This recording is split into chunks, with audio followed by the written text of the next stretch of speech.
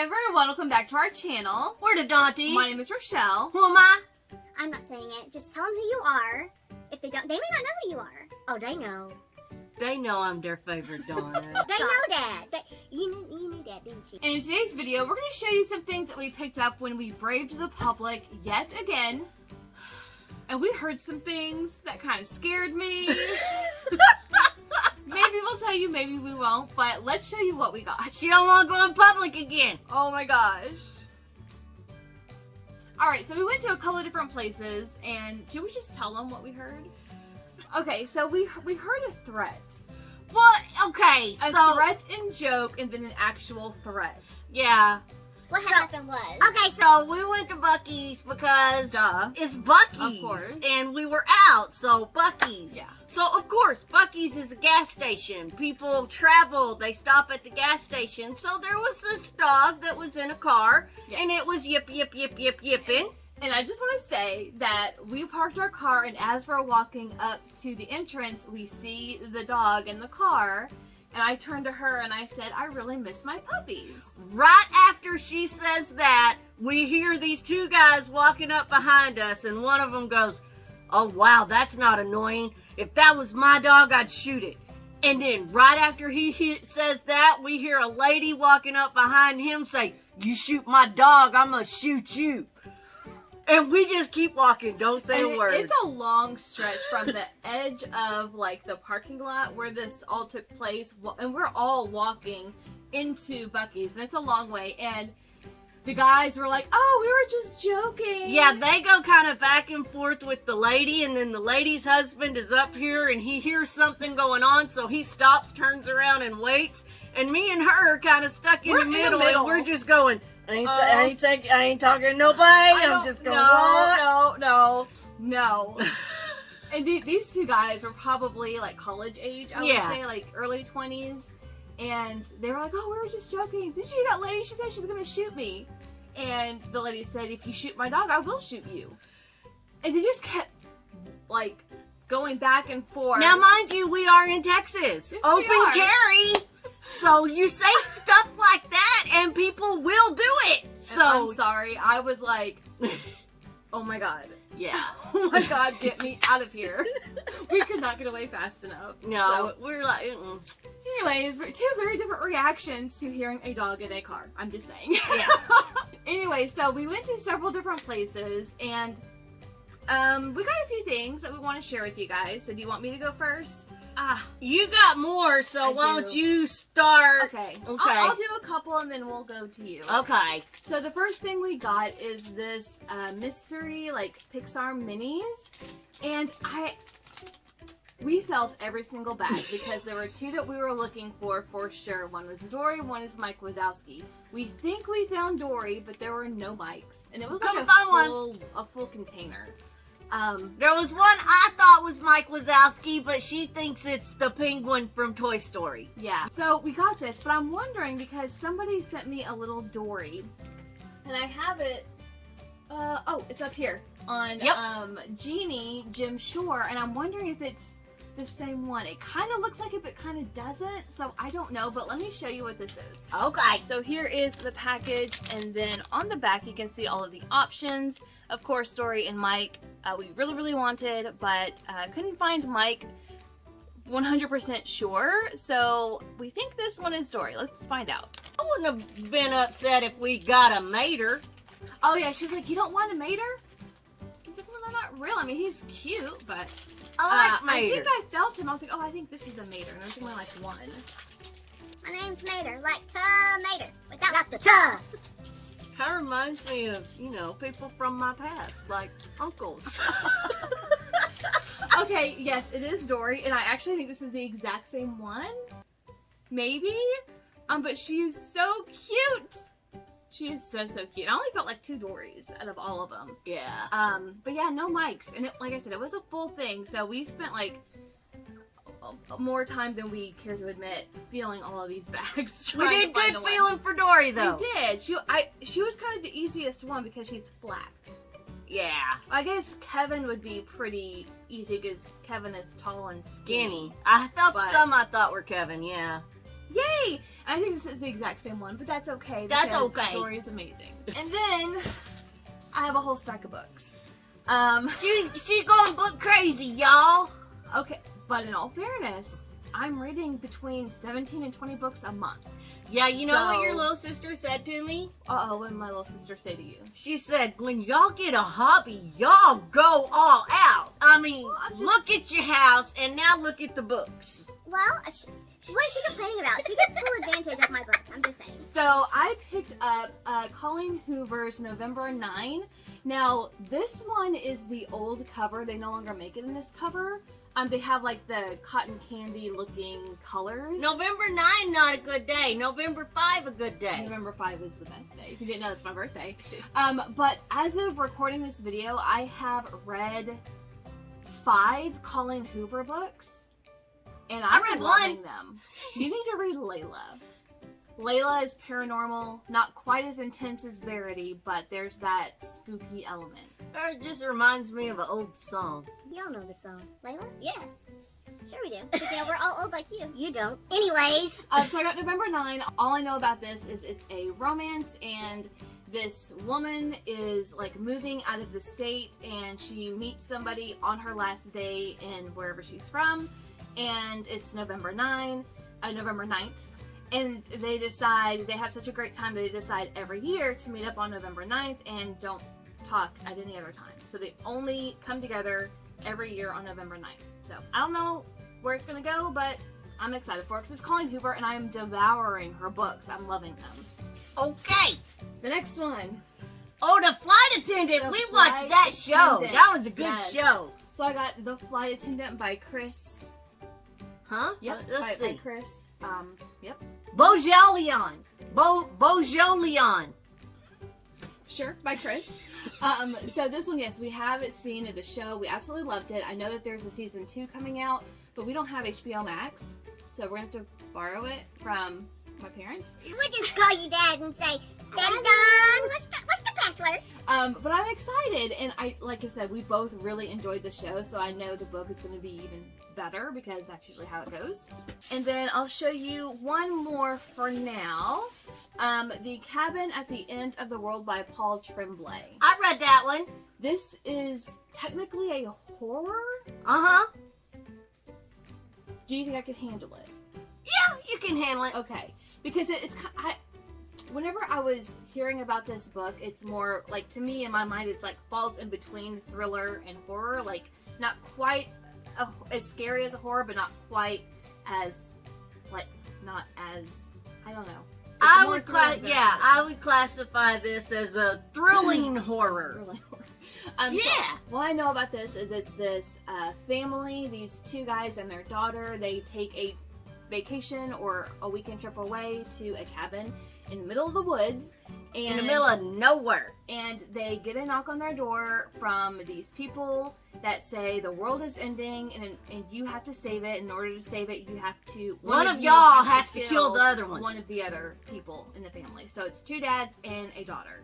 So it's kind of like brainwashing from what I understand. I don't know how it ends. She does. She's read it. But they put on like the TV and show them that the world is ending, and so they're like, oh my god. But then wait a second, are they just showing this and this is not really happening? This is like just some sick game where they want us to kill each other kind of a thing. So I don't know. I'm excited to read it, and it's actually not a very big book at all, so I don't think it's going to take any time to read this. But it sounded really intriguing. A couple people have said it's really good. You liked it, so I bought it. And it's a quick read. I read it in like a day and a half at work. Perfect. So, All right, now let's go over to you. What have you got over there? okay, so I got this. Y'all know that's Haunted Mansion. Oh, you're not like head to toe in Haunted Mansion. Who, me? Oh, no. Okay, it says... Oh. It says, sacred to the memory of the dearly departed, be sure to bring your death certificate if you should decide to join them. Sorry, it's written in a funny font, so it's kind of hard to read. There you go. See, y'all can see that.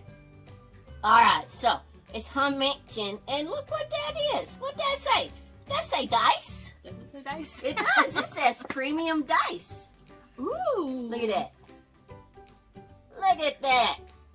That's what I'm gonna play Yahtzee with, y'all. Next time she makes me play Yahtzee, I'm going to Do say, you even know how to play Yahtzee? I know how to play Yahtzee. Do you? Yes.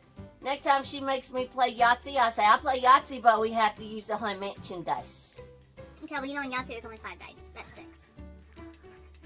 So, we put one aside and just look at it and say, isn't it pretty? Isn't it pretty? Isn't it pretty? Oh my gosh. Okay, yeah, so we saw that. That is really cool. Like, Barnes & Noble is like... They got a lot of high mention stuff. They do. And a lot of villain stuff. Yeah. It's really weird that they gravitate towards those. But anyways, it's really fun. And I like them, and so I got it on display in my office. There you go. Because I don't use dice very often, but we might play Sure. Yahtzee and need some dice. I got some. Wait. Okay, can I continue? Sure, why not? So then another book that I got is called I Must Betray You. This is historical fiction, and I have been craving historical fiction. I don't read a whole lot of it, but the last one I read was in January, and there's a couple that are on my list, and I saw this at Target. I have a And- question. Yes. So, historical fiction. So this is from a long time ago. I think this is from the 80s, actually. So, it's considered, of course, it's considered historical fiction. This takes place in Romania in the 1980s. Never mind. What? I was just going to say, you don't like old movies. I really don't. So I was going to say, so when you read, you don't read in black and white? Like, because No. that's why she won't watch an old movie, because she doesn't like black and white. She likes the color. Unless it's I Love Lucy. So I'm like, never Well- mind. If it's in the 80s, never mind. Well, no, My like- joke like- won't work. I loved Ellen Hugo. That's considered historical fiction, and that took place in the 50s and 60s. So maybe you're growing a little bit? Maybe. You know what? People change, okay? It happens. Anyways, I've heard it's a 20 great book. years, she ain't changed. Let's see if You she don't changes know. now. You don't know. So then the next one we got was The Night She Went Missing. The Lies They Tell Can Be Deadly. It's by Kristen Bird. You've heard of this. I have heard of it. So I actually put up like 2 books for her to pick, and she chose this one. So it's about a girl who goes missing. Main reason I picked this Oh, one over the other one, because Yeah, it's in Texas. It's in Texas. I just saw that. That's why I picked this one, because it's Texas. It's a domestic suspense about loyalty and deceit in a tight-knit Texas community. Well, we're in Texas, and we told you our story. It's crazy out there. It's crazy out there. We know several people that keep guns in their vehicles. Scary. Guns are scary. So then I have another Colleen Hoover book called Confess. Now, I don't know a whole lot about this one. I just know it's about an artist. And there's actually drawings in here. I actually just flipped open to a random page, and it was like this skull art. Remember, I showed you, I was like, oh, look at that. And you said, oh, that looks so cool. Oh yeah, I said I might have to read that book just because it had a picture of a skull. Yeah, so there's artwork in here and stuff. Now she can't find it I again. can't. Like, I just randomly just opened it, and it was a skull. But anyways, this is just another book to feed my Colleen Colleen. My Colleen Hoover craving. So with these 2 new books, this will be 6 and 7 that I will be reading from her backlist. Would you hush? Colleen Hoover. Words are hard. Words are hard. And the last book I have is The Family Plot by Megan Collins. This is one that I went into Barnes & Noble for. All I know is it is a family who loves true crime, and now they're That's in the me. center of one. I like it. That sounds good. I'll probably read that one. Clarify that the last part is not you. We're not going to be in the middle of a true crime. Well, I hope not, but Situation. you never know. I know I won't be at my hands anyway. It ain't gonna be at my hands Okay, either. just making sure. But we do live in Texas. We've been talking about Texas. This one is not in... It's not in Texas. But we are. We don't have lighthouses in Texas, do we? Down in Galveston, we do. Oh, well, There's no indication of where it is. It just says lighthouse. I'm excited to read this, but I am a little nervous now. No need. She has my mind going. I need Colleen Hoover. Is what I need right now.